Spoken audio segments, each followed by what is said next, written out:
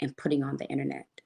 And it also goes back into that, look at me, I'm adopting, I'm so great, look at me. On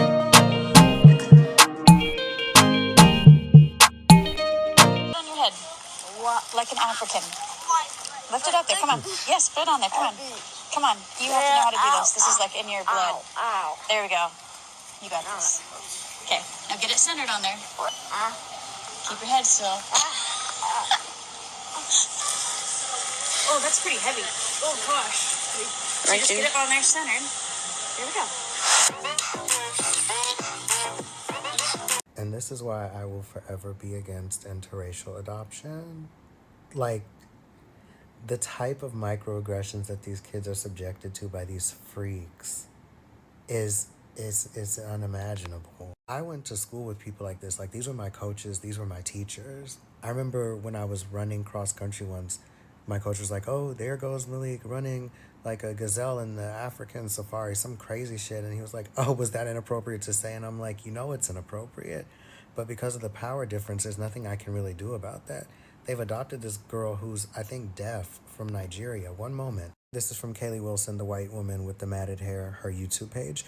We make videos that inspire joy. Our family dynamic is unique because 2 of our children are adopted from Africa and 2 of our children are biological.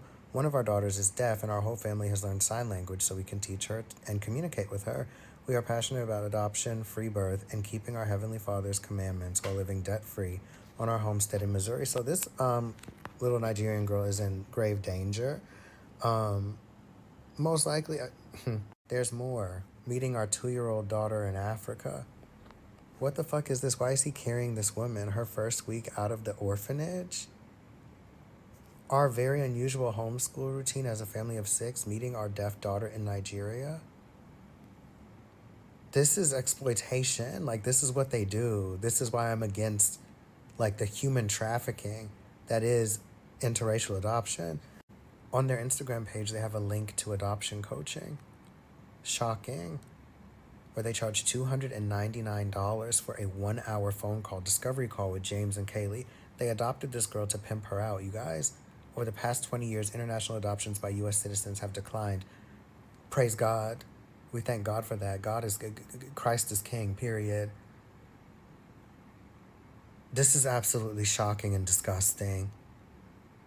These 2 missionary freaks adopted 2 black girls from Nigeria, one with special needs, she's deaf, and moved them to a homestead in Missouri. And I'm supposed to be comfortable with that? I don't trust missionaries around children, babe. I know how y'all get down. This is disgusting. And I'm not taking it back. It's giving pedophilia. It's giving, like, abuse. It's giving your homestead is actually a plantation. Somebody needs to do a wellness check on this girl. Unacceptable. Hi guys, welcome back to our channel. Welcome back to another episode. Before we start, we want to let you know if you're an adoptee and you want to tell your story, don't forget to either make a comment or email us at adoptedgals@gmail.com, and we would love for you to come on and share your story. And also, if you've been a part of our channel for a little bit or if you're new, we want to let you know that we are for adoption, but when it comes to adoption, there needs to be education to create a bridge when it comes to transracial adoption so the parents and the child can have the best experiences possible. Yes, absolutely.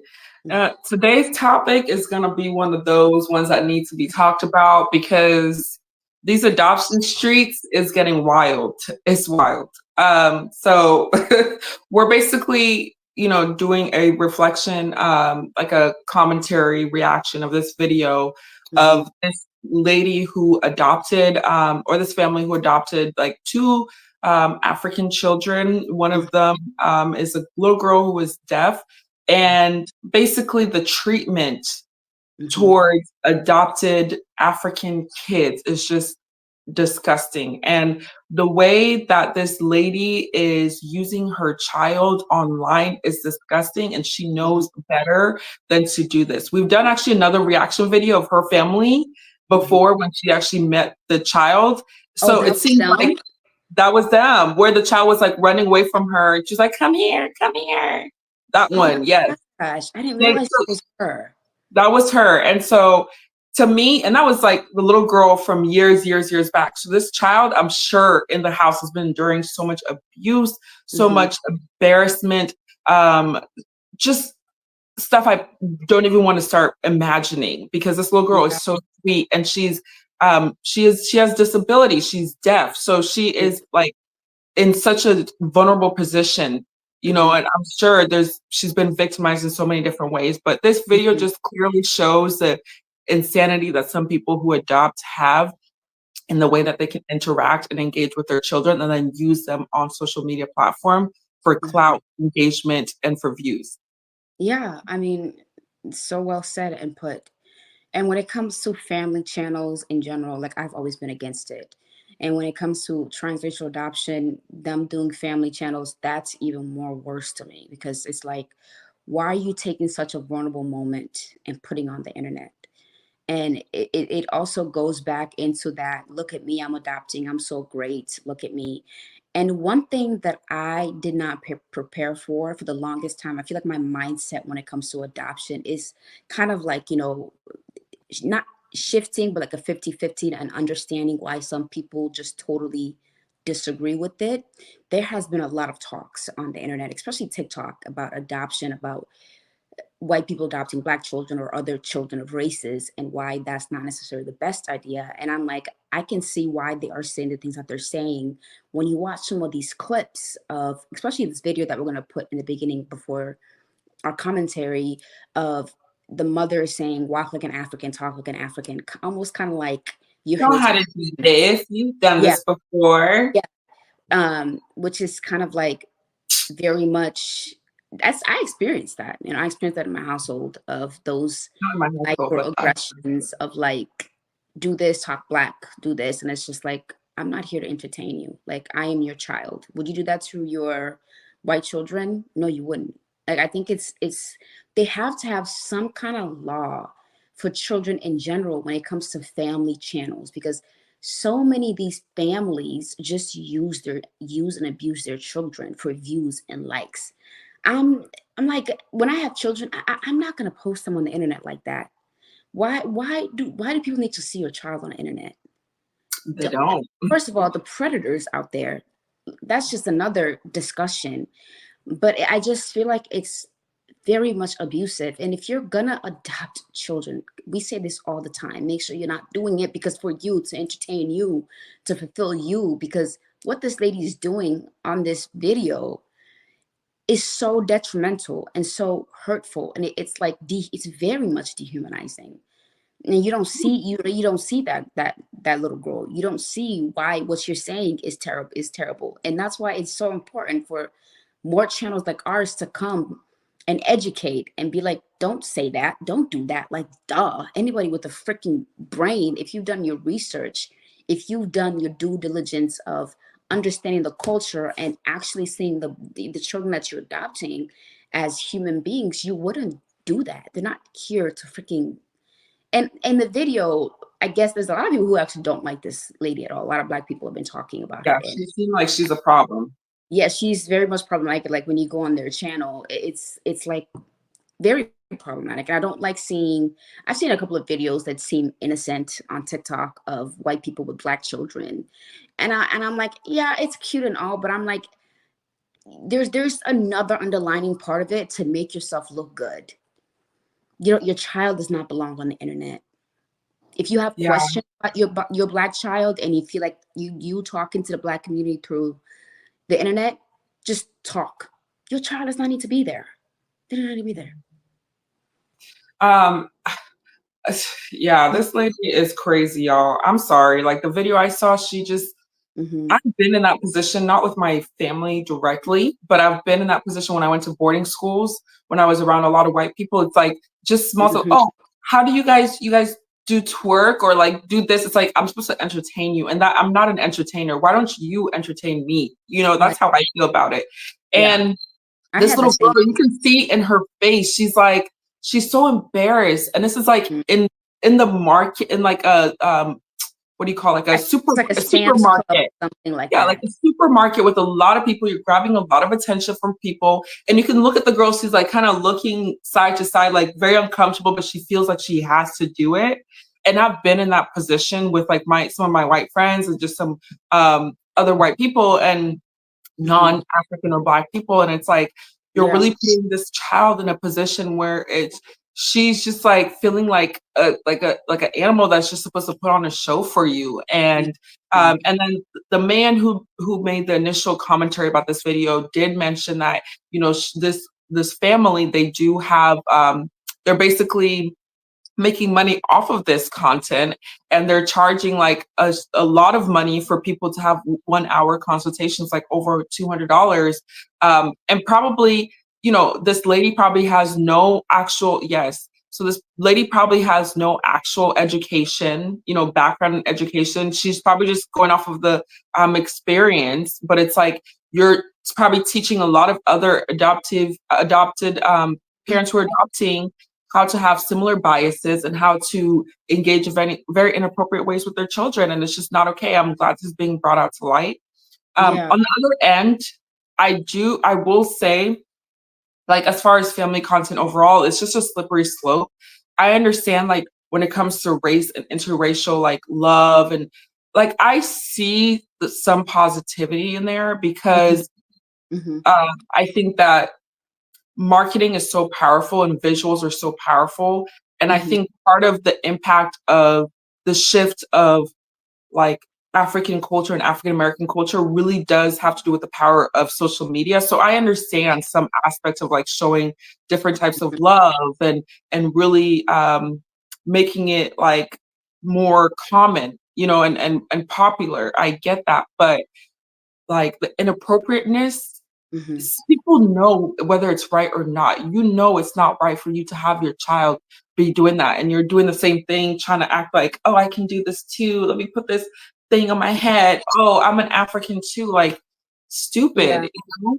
And this one person said in one of our videos, they were like, if the first person that's Black that stepped into your house is your adoptive child, you should not be adopting a Black child. Whoever said that, I know. Shout out to you in our comments, because no. Yeah, that is so true, because, and a lot of it also lies into, again, the white supremacism complex of, we know better, we can do better, we're up above you and stuff like that, and dehumanizing of Black people. Black people are supposed to be entertainers, don't take you seriously, you're just, you know, here to entertain us. So that's her mindset, that's what I'm assuming it is. Now sometimes you're just watching videos about somebody on the internet, so it may not be who they are their entirety. But in this video, it kind of seems like that's what her mindset is a little bit. And that's why it's so important when it comes to this adoption conversation, because it's such a hot commodity. And I also watched another video that said family adoption should not be part of family planning. Meaning, if you want to have children, don't adopt. And she was saying this because now it's created like a commodity, where now it's because it's money. And because it's money, there are families who do actually want to adopt somebody in their family, right? Like, say the daughter doesn't want the child and they give it up, and the family's like, I want it. But if you give it up to the system, because it's money in adoption, they rather not give the kid to the family. So it becomes very problematic, especially there's a story that's going on TikTok about, I don't want to get into details, about a child that was unalived by their adoptive family. And the child's grandparents were fighting so hard to get the child into their custody, but they wouldn't let them. And that company was making like $5 million. Like, it's like a $5 million company.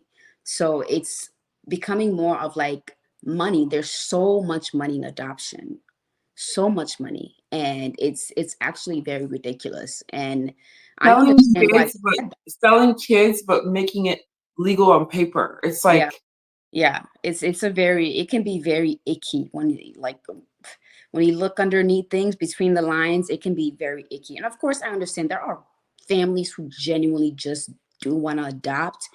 and they are actually good to their children. They exist. So we're not talking about all adoptive families out here. We just want to make that very clear. Especially Hawa is definitely a very good example of that. Like, and mine, of course, in the beginning of our adoption, our story was, but they grew up and they owned up to their mistakes in adoption. But yeah, when it comes to adoption, yes, we are for it, but at the same time, I'm also for the best. What's the best thing for the child? What's the best thing? Yeah. And, I used to come into this channel and I was like very optimistic because I knew of my experience. I mean, my experience was not easy either. Like, yes, me and my family have a relationship, but like, it wasn't the easiest at all whatsoever. And I always talk about if I had the opportunity, my birth family had the resources, yes, I would have wanted to stay with my birth family. But I think what my adoption story is one of those that is more positive at the end of the day because my parents were very, very committed, no matter how rough it was going to get. Most people don't have the type of bandwidth, resources, time, and strength as my family does. So I'm really appreciative of that. But at the end of the day, I used to come into this channel and I'm like, oh yeah, adoption, there's ways for it to work. And there are. But now that I'm hearing all this dark, dark side, and there's so much death involved sometimes in adoption and abuse. And like, I'm just like, whoa, like, I thought I had it bad. These people have it crazy. Like, people are getting abused, SA'd, like left and right, and just all this disgusting demonic things that I never knew really existed at such a, I guess, high level, right? And so now where I sit, I'm like, really, I kind of want to become an advocate for alternatives to adoption because I think there's so many alternatives to adoption.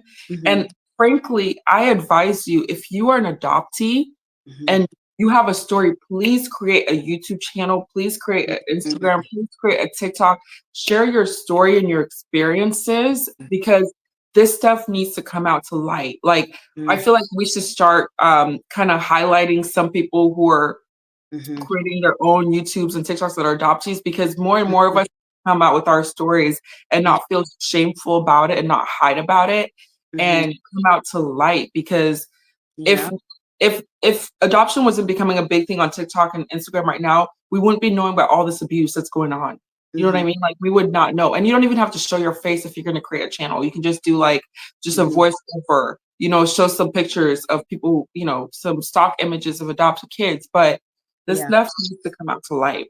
It definitely does. And I think part of it, it would definitely create a change. And I think a lot of adoption agencies, because they don't want to lose their money in this, I think they would create like systems where you have to go through some kind of cultural program, intense cultural programs, and adopting children that don't look like you so you can actually understand. You know what I mean? Instead of just, we're just going to raise them as, we're white, like how we are, and just ignore that they're Black or Asian or Latina or Latino, and stuff like that. So I think it would definitely force a conversation, force these adoption agencies to kind of look and be like, okay, yeah, something is wrong. We got to fix this. We don't want to lose our money because it's very, very sick. And it's so hard to find like positive adoption stories out there. It's really hard. Not a lot.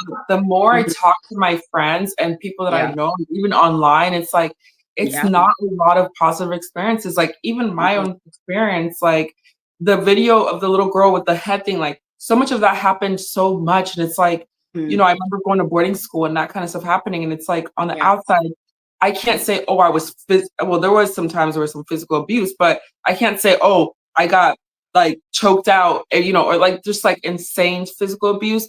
But there was a lot of micro abuse and microaggression and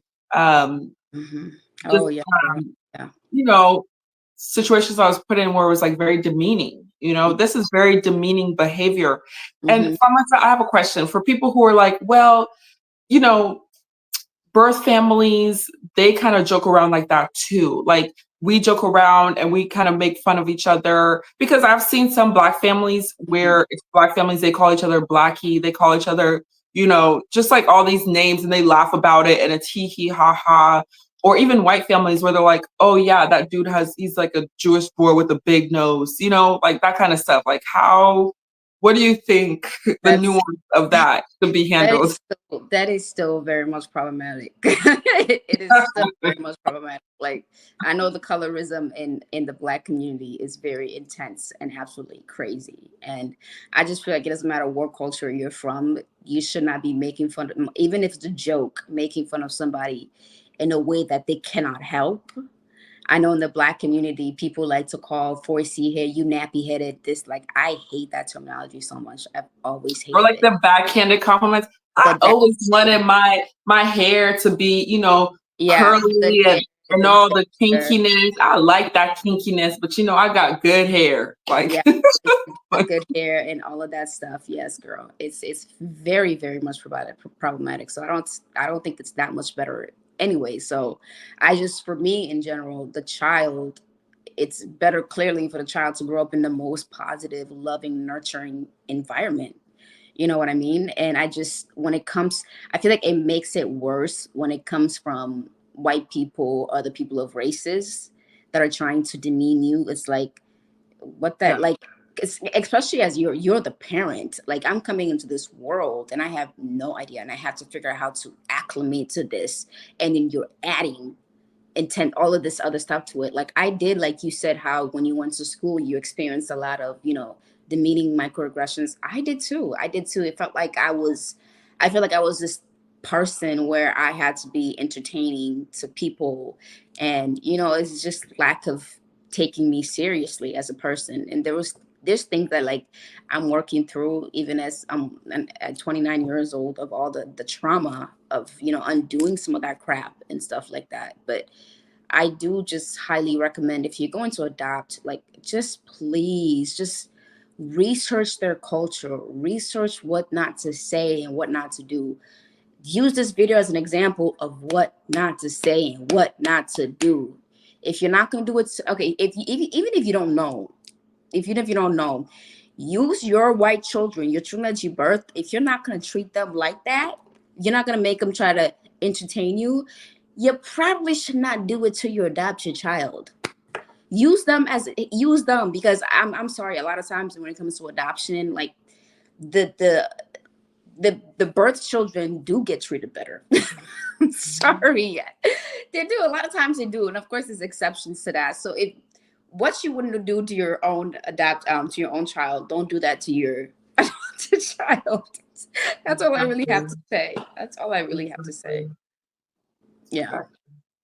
Well, thank you so much, everybody. Appreciate you Thank guys for coming onto our channel. This conversation is so important here that we've had, because there's a lot of foolery that happens with adoption, and so we're just we're honored to bring this type of information to light, and we'll continue to kind of highlight more of these type of stories, because I think it's important to talk about this. Like Fatma was saying, kind of as an example of what not to do. So hopefully you enjoyed our video. Hopefully you were able to take something away from it. If you have an interest in sharing your story as an adoptee, please, please, please reach out to us at adoptedgals@gmail.com, and we'll love to feature your story, your adoption story, on this channel. Yes, don't be afraid to. We're very welcoming. It's not as bad as it looks or scary as it looks. It's really good, and it's very much healing. Thank you, guys. Bye. Bye.